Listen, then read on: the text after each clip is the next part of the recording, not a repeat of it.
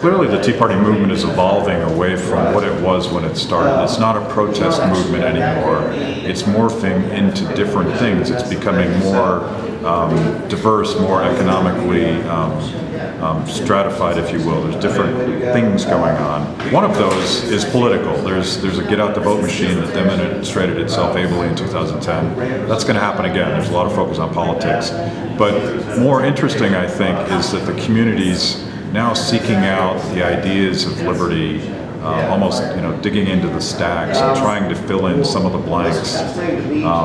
Ideas that they feel in their gut. They've read the Constitution, maybe they've seen Hayek on a rap video, but they want to find out what this stuff all is because they want to understand what it is they're fighting for. I think what's going on beyond the surface of what appears to be a partisan fight between the Tea Party movement and Barack Obama is a global trend that's lowering the cost of information, breaking up the old media oligarchy, breaking up the two-party structure in a sense to the point where we don't need Walter Cronkite or the chairman of the Republican National Committee to tell us what to think anymore. We now get that information from a multitude of competing sources, much in the same way that a market would produce the best product at the cheaper price. So you have all these bloggers, you have all these citizen journalists who are getting the story first and literally embarrassing the media establishment into responding to that. I think that's a powerful opportunity for our guys. Now, think about the strategic implications of this, because if you listen to what Van Jones says, what he said to the gathering of all the leftist bloggers, he's baffled by the idea that all of these rugged individualists could somehow act as a community. And then he goes on to say, but we're the community organizers. We believe in social action. We believe in the betterment of the collective, not the individual. So why is it that we're always fighting about who gets what? Who gets the earmark, who gets the grant, who gets the distribution of somebody else's money?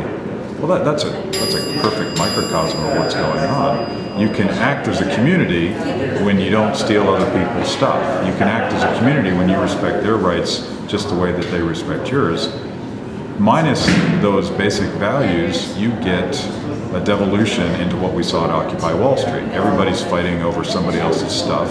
There's no respect for property rights, human rights, or anybody else's rights. And I think that's why in a decentralized world, people that believe in freedom have a leg up on the competition. There are certainly leaders in the Tea Party movement. There's millions of leaders in the Tea Party movement, and they work harder than other people in that same group.